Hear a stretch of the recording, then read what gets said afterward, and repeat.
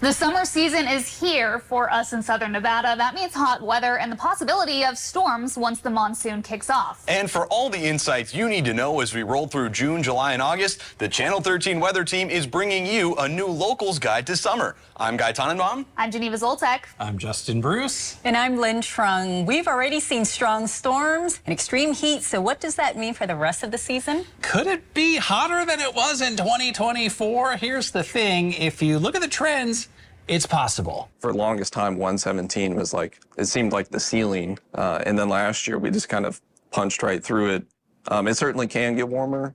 That's not a guarantee that this summer will be warmer than last year, but the trend is not our friend. Here in southern Nevada, our summers are getting warmer over time. In fact, since 1970, our average temperature has warmed more than 6 degrees. And Justin, with these warming conditions on top of our region's mega drought, I wanted to find out how local wildlife handles it all in the summer. Here's a bit from my interview with UNLV conservation biologist Sean Nicewinder. We're looking at climate change physiology in Ketodipus penicillatus, which is a little pocket mouse that lives out here in the Las Vegas Valley. The question is, what is this organism who is stuck out here? It's an isolated population. What is it going to do? It gets hotter, it gets drier. How is it going to tolerate that, or is it going to tolerate that? It's all part of understanding how humans impact wildlife and learning how we can all adapt to warmer weather, like that record-breaking 120 degrees. 120 being the ceiling is a total change from when I was growing up here, and I'm not sure if I'm ready for that. The Climate Prediction Center is forecasting hotter than average conditions this summer for basically all of the country, but especially here in the western U.S., which could mean more record breakers. But there's also a slim section of our desert Southwest region that's expecting wetter than average conditions, which could be a green flag for monsoon rain. Yeah, we can cross our fingers. That's exciting. Locals know last summer we had essentially a monsoon, one of the top 10 driest on record. That's right. And while the North American monsoon officially starts on June 15th, it's pretty normal for that activity to ramp up here in southern Nevada mid-July. And we have a lot going on in the Las Vegas Valley to handle it when it does storm. It really has to work as a network. Flood control can't work as one little piece here, one little piece there. It has to be all like a big puzzle, it has to all fit together and work together to get the water safely through town and down to Las Vegas Wash and Lake Mead. So with floods and heat, summertime is really the season that keeps us on our toes. So safety is something that's on all of our minds. For example, a flash flood can get you into some real trouble because they can happen so fast. I met up with the leader of a local hiking group to learn how they stay safe. What I look for is dark clouds. The darker they are, the taller they are, and the more energy they contain. And so that's what's going to give you those monsoon rains. If they're light, thin clouds, they may rain, but it's only going to drizzle. It's not that big of a concern. But yeah, that hard, heavy rain, that's going to make you have a hard time out there. Coming up, we're taking a look at the forecast for the summer. What kind of temperatures could we see over the next few months? And will we see another monsoon? Your Channel 13 weather team has the answers and a whole lot more as your locals guide to summer continues after this short break.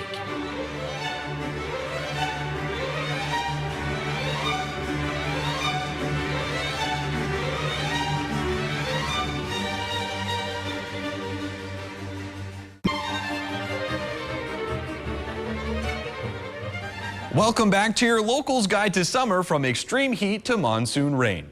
Locals know summer in the desert means extreme heat. And while some of us hide indoors and crank the AC, I'm guilty of that, others find ways to work and play outdoors. But last year really put us to the test. 2024 was the hottest summer on record for Las Vegas, with an all-time high of a whopping 120 degrees set in the first week of July. But how might summer 2025 shape up? Well, so far, June ended up a little warmer than normal, with an average temperature of 90 degrees, almost 2.5 degrees higher than average. It was also a little drier than normal, too, which is saying something considering June is one of our driest months. We only had a trace amount of rain coming at the beginning of the month, when we usually see around 0.04 of an inch in June. Our hottest temperature was 110 degrees on June 15th, and our coolest just under the 70-degree mark on June 22nd. And we can't forget that wildfire season is also just getting started. Smoke from fires outside the valley made its presence known in June, but Las Vegas had a few brush fires of its own. The County Wetlands Park in the East Valley has caught fire 4 times already this year and twice in June. The largest, 110-acre fire sparked on June 25th, which created a massive plume of black smoke, which, combined with the smoke already overhead from fires in northern Mexico, affected our air quality for a few days. The wetlands are a part of the valley that's extremely vulnerable to wildfires, especially when we get extreme heat in southern Nevada. All the brush in the park dries out and basically becomes a tinderbox where just one spark can take off and fast. Here's what some folks Channel 13 spoke with said about the size of the latest wetlands fire. I walk down the streets, the main street in Scarborough Drive, we got ash everywhere. One of this magnitude is shocking, though, just because we're expected to get these, once or twice a year. We would assume departments would be on it, immediately. But the fact that this one's gone this chaotic is a little concerning for sure. Now, the jury's still out for how the rest of the summer months will go, although the overall outlook is likely hotter than average for southern Nevada. And with that, the wildfire risk will also grow. Our Justin Bruce explains why the summers tend to get so excessive this time of year. That's right. It's the time of year where we wake up earlier to walk our dogs, crank the air conditioning, and slather on the sunscreen. As the Earth travels around the sun every year during the summer, we're tilted closer to the sun here in the northern hemisphere, creating longer days and warmth. But that has an impact on our weather patterns, too. Take a look. The Climate Prediction Center gives Las Vegas an 87% chance of temperatures being average or above average in June, July, and August. Here's what's happening meteorologically. When we get into the summertime, the jet stream tends to shift north towards the poles, and so typically what we see here in the desert Southwest is a large area of high pressure build, which is why our temperatures, go up every summer. And get so hot. Last summer saw the 4 hottest days since records began in 1937, including a new all-time high of 120 degrees on July 7th. That wasn't all. A record-setting 30 days last year were 110 degrees or hotter, which is more than 3 times the average. 9 of our 10 hottest summers have happened in the last 20 years. A longer, hotter summer is a trend the National Weather Service says they're keeping tabs on. We have seen our summers get warmer, on average as we've gone, especially in the last 20, 30 years. So it certainly can get warmer. That's not a guarantee that this summer will be warmer than last year, but the trend is not our friend. Meet my dog, Punky Brewster. Yeah, that's his real name. As it heats up, we shift our dog walks to the early morning and to just before sunset after dinner time. In the early afternoon, when I come home from work, I'll carry this pug Prince to the grassy area near my house for a bathroom break in the shade because the sidewalk temperatures are already too hot. The National Weather Service uses a variable called heat risk to determine when it's too hot for humans. Heat risk combines daytime heat, nighttime warmth, the intensity given the time of year, and any known medical impacts of the forecast temperatures. Heat risk exists on a scale of 0 to 4, and when it hits a 3 or a 4, extreme heat warnings are issued. Level 4, which is the extreme category, that is like kind of historic long duration heat waves. That's going to obviously impact everybody. Serious action needs to be taken if you have outdoor plans or you don't have access to cooling or hydration. Heat waves bring the threat of heat exhaustion marked by heavy sweating, rapid pulse, and general weakness. If this happens, seek shade or air conditioning, drink water, and if possible, take a cool shower. If symptoms last for an hour, seek medical help. Heat stroke is even more dangerous. It happens when the body can't cool down. A temperature of 104 or higher, hot, dry skin, dizziness, fainting, cramps or vomiting, and rapid pulse or rapid breathing are all symptoms of heat stroke, and you need to call 911 right away for help. As my colleague Abel Garcia recently reported, these threats hit home to locals. I did have I lost a family member like last year because of the heat, and then I had my grandmother one time, we lost her to a heat stroke. And I had a niece who got overheated at one time, just standing out and waiting for her turn at a amusement park. According to the Clark County Coroner's Office, more than 500 deaths in 2024 were heat-related. A reminder as we get through the rest of the hotter months to stay safe and be vigilant. But it's important to note it's not just people impacted by warming temperatures. So our Geneva Zoltec is taking a look at how some animals native to the desert deal with these warmer summers.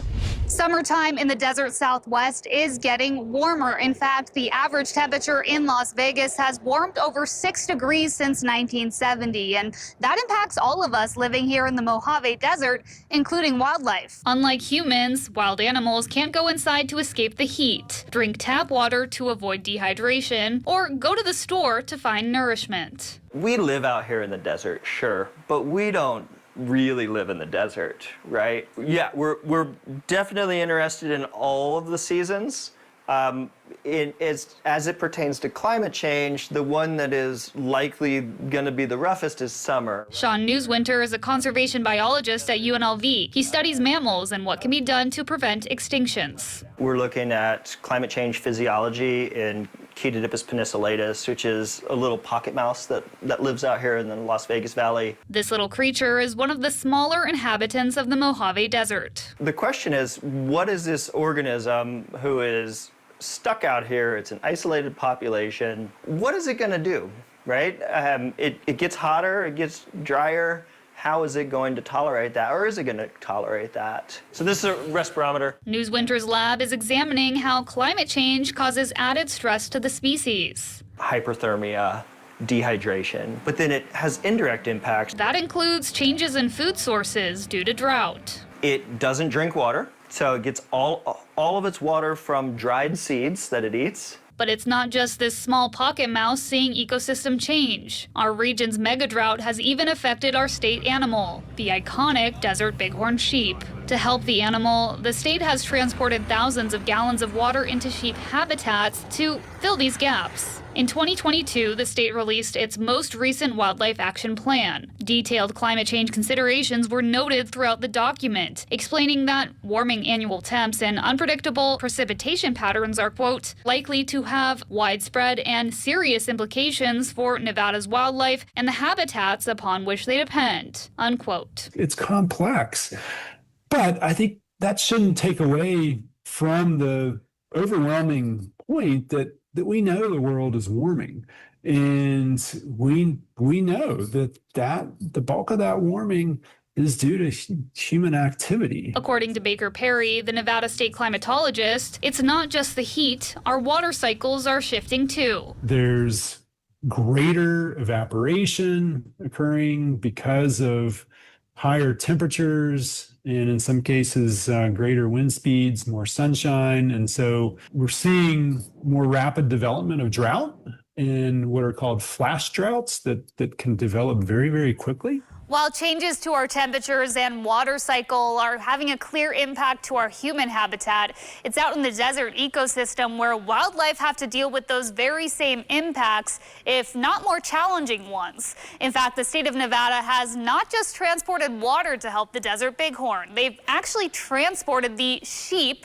amid worsening drought conditions in the Silver State.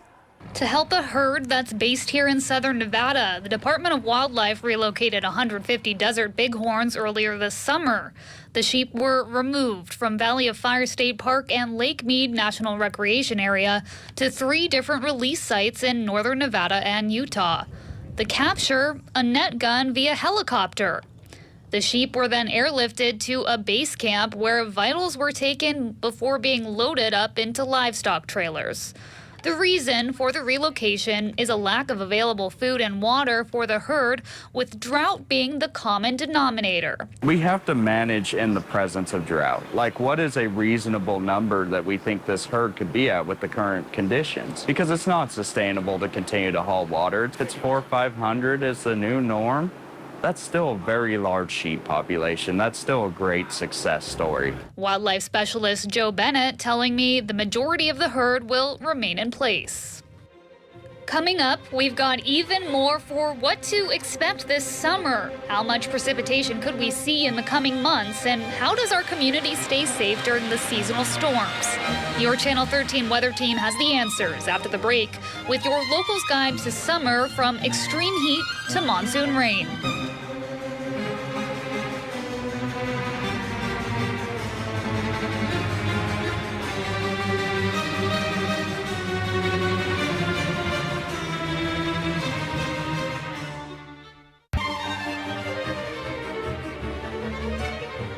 All our power is out, and we talked to Nevada Energy, and they said it'll be gone for a week because all the lines were ripped out and the poles were ripped in half. Monsoon season starting strong with some heavy impacts to Valley locals. The first push of moisture of the season rolled through on the 1st of July, with storms causing widespread damage, not due to the rain, but to the wind. Wind gusts as strong as 64 miles per hour, downing trees and 70 power lines across the valley. At one point, 32,000 households were left without power. So what does that mean for us going forward? Well, it's still a coin flip. Everything in the atmosphere has to be just right for southern Nevada to get a dose of monsoon moisture. And right now, the outlook is looking neutral, which means we could see either an above or below average monsoon season, which wraps up at the end of September. Now, regardless of how this year turns out, we've got a lot in place to keep us safe.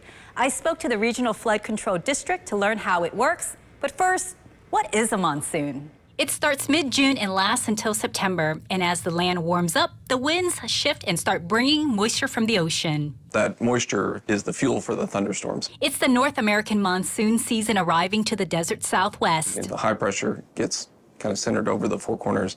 The flow around it is clockwise, and so that allows moisture to be drawn over across from the Gulf and up north into our area. That's called onshore flow, moving moisture into Las Vegas from the Gulf of Mexico, Gulf of California, and the Eastern Pacific. And add hot temperatures and mountain terrain, it's the recipe for potent thunderstorms. Just 2 years ago, 2023 was one of the wettest years on record. We picked up 2.88 inches of rain, but thunderstorms don't always deliver a lot of moisture.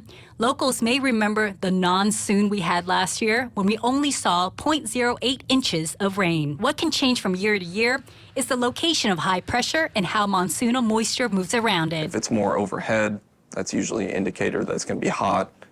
But if it's closer to that Four Corners area, that's when we'll be looking for monsoon storms. Here in the valley, it doesn't take much to cause flooding. Our soil is hard, dry, and compacted. So when heavy rain arrives, it's like pouring water on concrete. You can get flash flooding in under an hour.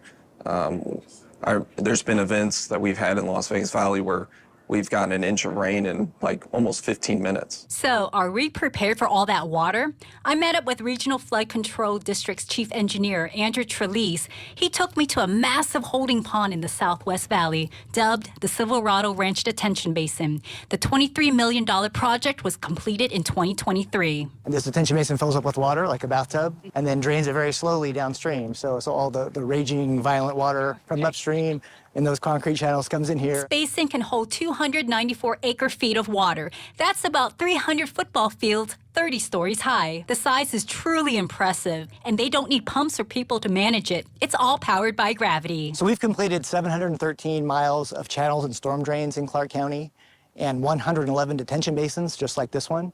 We still have another 226 miles of channels and storm drain to complete. Andrew tells me 39 more detention basins are planned. It's an infrastructure project that will take about 30 years to finish. If Las Vegas Valley didn't have any flood control infrastructure, I mean, we had that before in the 80s and 90s, or really in the 70s also as we were developing.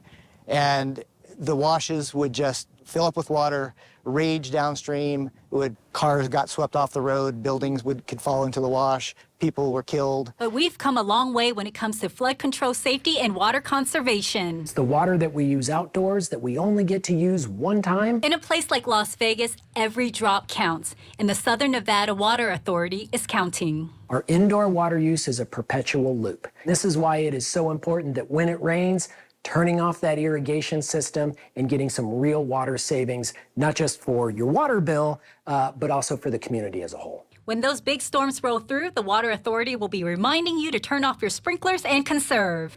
So in the summertime in the desert, it's not all about the extreme heat, but it's also the time of year where we could get intense storms.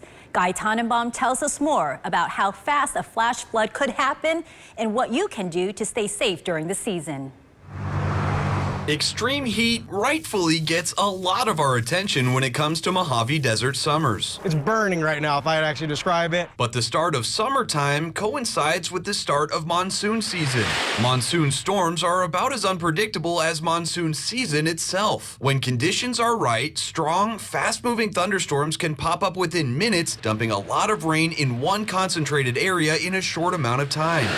Monsoons can be over just as fast as they develop, but their impacts can last a lot longer. Monsoon season here in the desert is prime time for flash floods. Jacob Sanders is the Regional Flood Control District's Public Information Coordinator and helps educate the public about flash floods. They can be deadly, considering it takes only 6 inches of floodwater to knock down a person. Floodwater is bigger than us and stronger than us, and people who end up becoming injured or worse in floodwater, they think they're going to be okay. No one ever thinks it's going to happen to them until it does. There's no better place to experience the power of a flash flood for yourself than right here at the Springs Preserve's Flash Flood Display. An interactive exhibit that shows visitors firsthand how quickly a normal desert afternoon, Look at all these flowers, can get turned upside down by flash flooding from the safety of a platform. So what should you do if a monsoon storm rolls in and it starts to flood? Find higher ground and wait it out. A saying that many people might have heard if they've been in Southern Nevada for a while is turn around, don't drown. I grew up with that saying. It's short and sweet and memorable, but it's true. Turn around your car. That might mean you're late for something, but that's much better than risking your life trying to cross a flooded road just because you're in a hurry. But what if you're outside enjoying nature far from your car when a monsoon hits? You have to keep your eyes on the skies. That poses a whole different set of challenges than if you're out, say, running errands, according to Alan Gigax with the meetup group Vegas Hikers. You can be hiking and it's 85 degrees and it feels hot when you're on Mount Charleston, and then that monsoon comes and the temperature drops by 20 degrees, but now you're soaking wet and it's windy. Checking the forecast before you go and keeping an eye on the radar on your hike is a great idea, but more often than not, cell service is limited. Yeah, that is the difficulty. I rely on this a lot when it's available.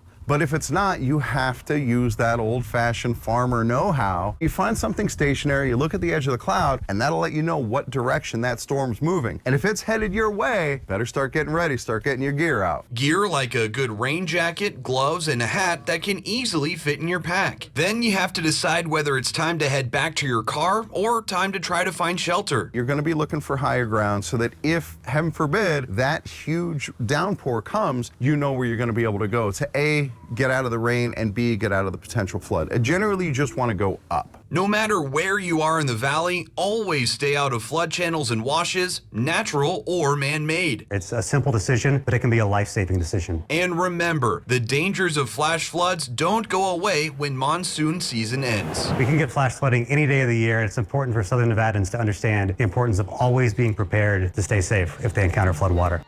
That'll do it for this edition of your Locals Guide to Summer, from extreme heat to monsoon rain.